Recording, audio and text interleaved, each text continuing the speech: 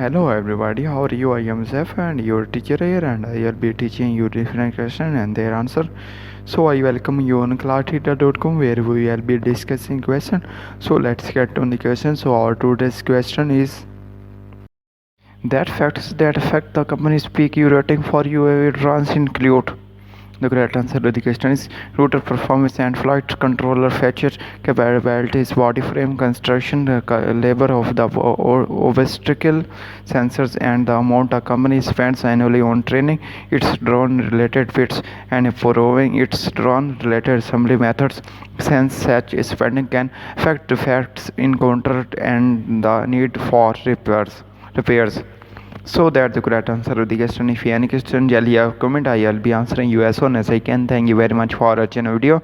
Please do not forget to like, share, and subscribe our channel. Until next question, bye bye.